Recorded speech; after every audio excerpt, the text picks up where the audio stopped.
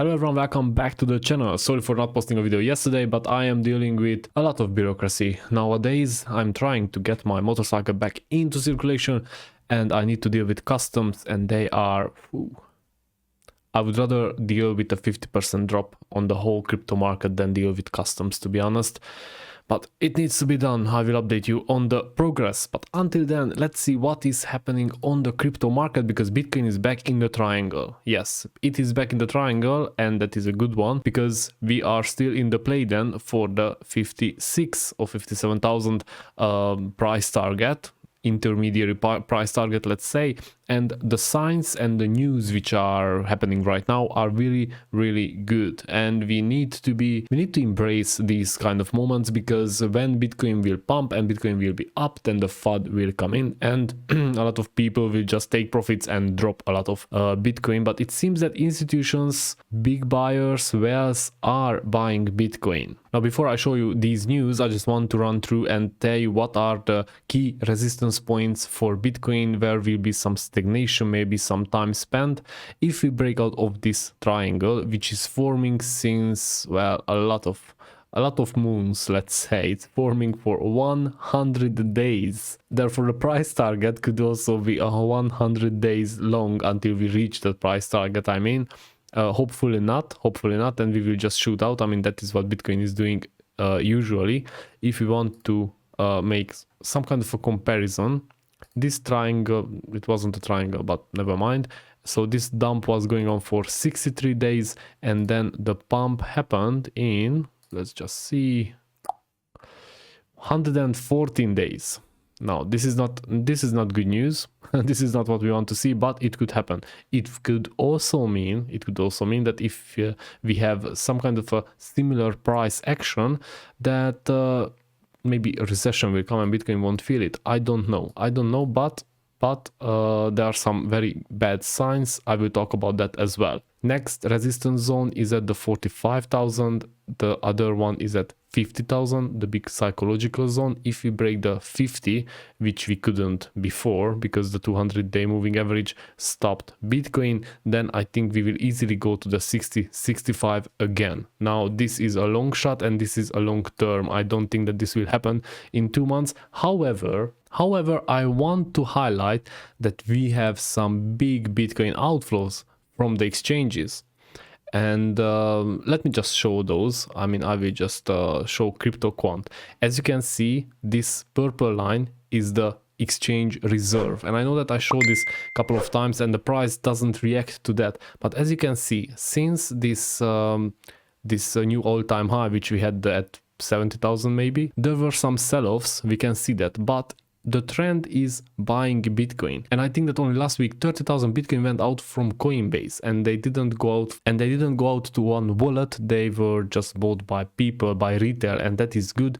That means that people are getting educated, let's say, and they know that you need to buy when the price is low, not when the price is up. Therefore, I am still waiting for this pump because we have demand and the supply is smaller and smaller. Now let's go forward and check Ethereum, because Ethereum is also trying to push here, and it is in this upward trend, as I said before, maybe on Monday. And I'm really waiting for Ethereum to reach this 3,700 zone where it has the next resistance. I think that will be the time when we will maybe return to the middle of the trend line, or maybe to the 3,000 again. We will see what the price action, what the sentiment is, but I am bullish right now on almost everything, and I hope that it will keep like this. Aaron is back to the 165, and this is like a W pattern. I don't know, to be honest. It could be, but for that we need to break this neckline. Okay, this is very important. If this is not broken, then we cannot go further, and that is the 200. And I think this is also a psychological level for many people. Many people will sell here, and we need a good buying pressure. Some people who want to buy and want to stake Aaron, and for that we might need something more like meta bonding. I don't know, something more than that. We need from Aaron some kind of a big move so people would pay attention to it. I hope that it will happen. And look, we had a previous $500 all-time high. The Ethereum listing is coming, and that could put some pressure on the market, and that could cause a supply shock, which obviously should send the price up.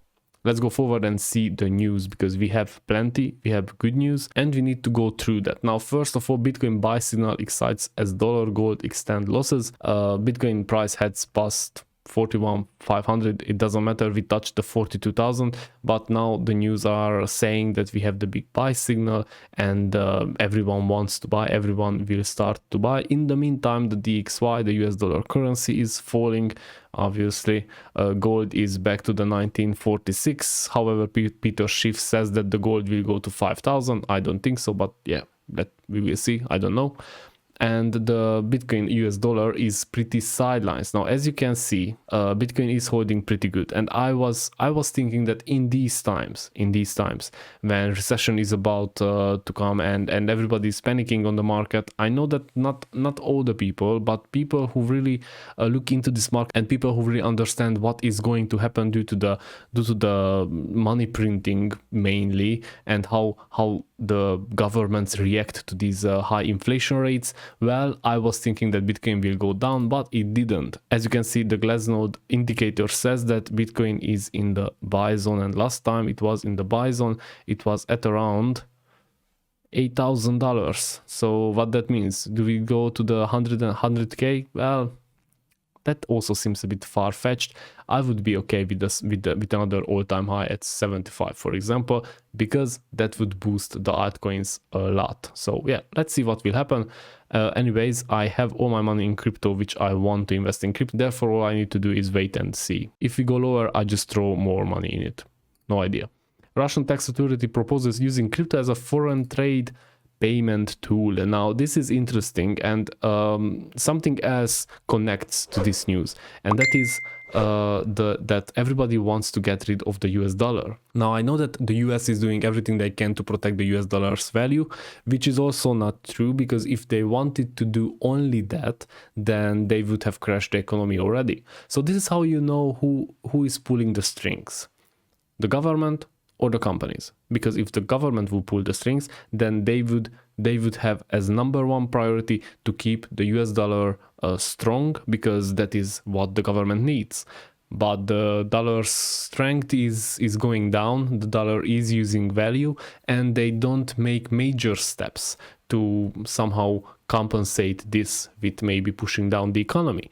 And that is very interesting to see. Therefore, I think that we will not have very, very big, let's say, reactions from the government to this downwards trend in the dollar's value, which is sad. But in the meantime, Russia and China and India has a lot of dollars, and they don't want to see that. They don't like to see their portfolio's value going down. Russia started to accept Chinese yuan for oil and gas. Qatar is negotiating with China to get paid for crude oil and for natural gas in yuan, not in dollars, which is like first in the history. Therefore, yeah, the US is facing some kind of a crisis, and that could, in the midterm, and midterm in economy means 10 years, a decade, could lead us to a stagnation point or maybe in a deflationary period. However, crypto right now, it doesn't react like that to all of this. So I hope that we will see some kind of a pump, because we deserve it and we need it. We want it. Okay, Peter Schiff. Why a financial crash is imminent. Now, I know that many of people don't like Peter Schiff because he's bashing Bitcoin all the time and he's all about gold.